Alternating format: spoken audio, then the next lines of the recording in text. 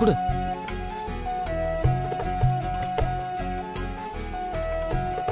இல்ல கால எல்லாம் உட்கார் உட்கார் உட்கார்.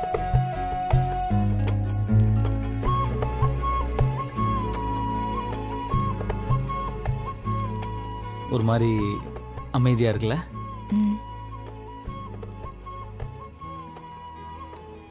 நம்ம ஏதாச்சும் பேசணும். இல்லை ஏன் பேசணும்னா, அரேஞ்ச் மேரேஜில் நம்ம ஒருத்தர் தெரிஞ்சுக்கணும். நான் பொண்ணு பார்க்க வரும்போது உனக்கு என்ன பிடிச்சதா?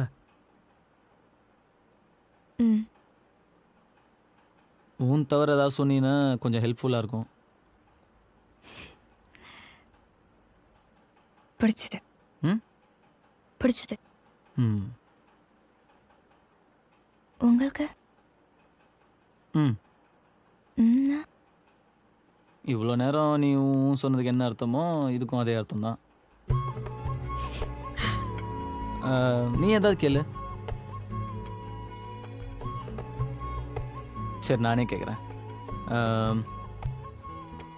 உனக்கு ஹஸ்பண்ட்னா என்ன? ஐ மீன் ஹஸ்பண்ட் எதுக்கு வேணும்? என் ஃப்யூச்சரை ஷேர் பண்ணிக்க, என்னை நல்லா பார்த்துக்க, சேஃபாக ஃபீல் பண்ண ஒரு செக்யூரிட்டி.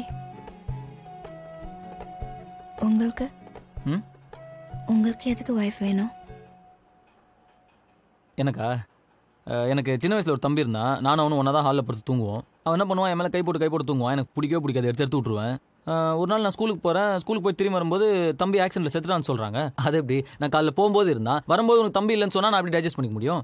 அதுக்கப்புறம் நைட்டு ஹாலில் தனியாக படுத்துக்குவேன். நைட்டு எனக்கு கனவு வரும். கனவுல என் தம்பி வருவான். தம்பி வந்து பார்த்தியா நான் உயிரோடு இருக்கும்போது மேலே கை போட்டுக்குவேன், உடலை இப்போ நான் யார் மேலே கை போட்டுக்குவேன்னு கேட்பான். நான் பயங்கரமாக பயம் வந்துடும், பக்குன்னு பயந்து எழுச்சிக்குவேன், பயங்கரமாக வேர்த்துரும். அதுக்கப்புறம் நான் என்ன பண்ணேன், எங்கள் அம்மா பக்கத்தில் போய் படுத்துக்க ஆரம்பிச்சேன். எங்கள் அம்மா மேலே கை போட்டுக்குவேன். ஒரு வயசு வரைக்கும் ஓகே. அதுக்கப்புறம் எங்கள் அப்பா என்ன சொன்னார், டே இவ்வளோ வயசு ஆயிடுச்சு, இன்னும் அம்மா மேலே கை போட்டுங்க போட படுற அப்படின்னு சொல்லி தனியாக ஹாலில் படுக்க வச்சிட்டாரு. நான் ஹாலில் தனியாக படுத்துக்குவேன். மறுபடியும் கனவு வரும், பயத்தில் பட்டுன்னு எழுச்சிக்குவேன். எனக்கு எதுக்கு ஒய்ஃப் வேணும்னா, மேலே கை போட்டு தூங்கணும். அதுக்கு எனக்கு ஒய்ஃப் வேணும். சம்மந்தம் இல்லாமல் பேசி மொக்க போட்டேன்ல? இல்லை இல்லை,